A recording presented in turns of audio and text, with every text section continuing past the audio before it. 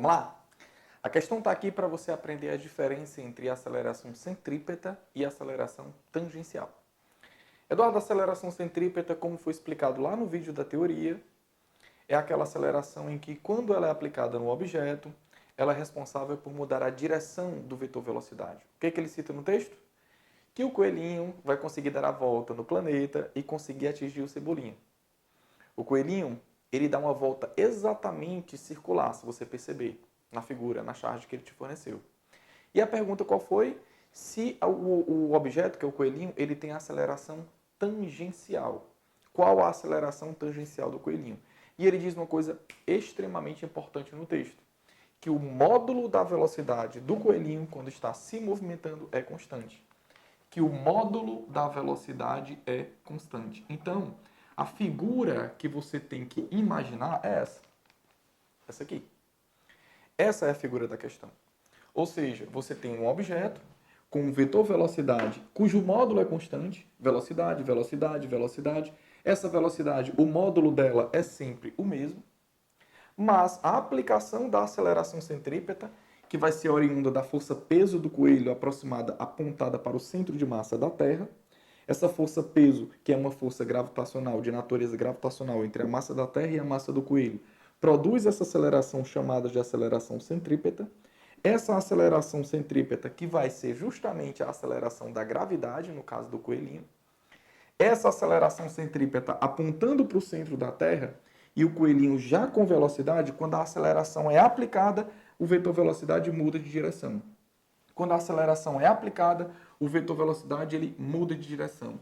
Quando a aceleração é aplicada, o vetor velocidade ele muda de direção. Quando a aceleração é aplicada, o vetor velocidade ele muda de direção. Então você nota que a aceleração, ela existe, ela está ali para poder o objeto conseguir executar a trajetória circular. Muitos alunos perguntam, Eduardo, como é que a Lua consegue dar voltas em torno da Terra, orbitar a Terra? Como é que um satélite consegue orbitar a Terra? É o mesmo raciocínio. Exatamente igual ao mesmo raciocínio. Outros alunos já perguntam assim, Eduardo, por que a Lua não cai na Terra, já que a Lua sofre ação de força gravitacional da Terra? Galera, a força gravitacional, ela serve justamente para criar uma aceleração para pegar o vetor velocidade da Lua e mudar a direção. Agora pense num satélite.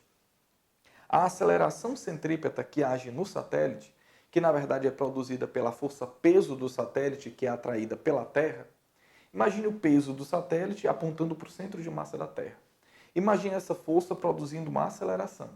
Imagine essa aceleração agindo perpendicular ao vetor velocidade do satélite, que é altíssimo. Aí a velocidade do satélite muda de direção. Aí a aceleração centrípeta age, ao vetor velocidade muda de direção. A aceleração centrípeta age, ao vetor velocidade muda de direção. Então entenda, esse objeto ele não consegue cair em direção à Terra, porque na prática a aceleração ela apenas muda a direção do vetor velocidade. Isso faz com que o vetor, na prática, o objeto, na prática, não consiga se aproximar do centro da Terra. Ele fica exatamente orbitando e fazendo aquela volta. Beleza? Mas qual foi a pergunta da questão mesmo? É se tinha aceleração tangencial. E para fazer você imaginar, caso tivesse aceleração tangencial, a figura já tem que ser essa. Como assim, Eduardo? Você percebe que tem aceleração centrípeta porque a trajetória é curvilínea. Mas Eduardo ele não citou nada no texto, mas a trajetória é curvilínea. O fato de você visualizar a curva obrigatoriamente faz você ter que aceitar que aquele objeto tem a sua velocidade modificando a direção constantemente. E se essa modificação de direção ocorre constantemente para criar a trajetória circular, é porque existe aceleração centrípeta. Como a curva ela tem um raio bem definido, como esse raio é igual a esse raio, que é igual a esse raio, que é igual a esse raio, como esse raio ele é bem definido, a aceleração centrípeta ela é constante. Então isso aqui é um movimento circular uniforme. Mas a pergunta era se tinha aceleração tangencial ou não. Caso o objeto tivesse aceleração tangencial, ele não poderia ter dito no texto que o módulo da velocidade é constante. Aí agora eu vou pedir para você imaginar essa mesma figura, só que adaptada, modificada. Então, como é que você vai imaginar agora? Planeta Terra, coelhinho ou um satélite qualquer, por exemplo. E esse objeto sob a ação de força-peso também, de aceleração centrípeta também.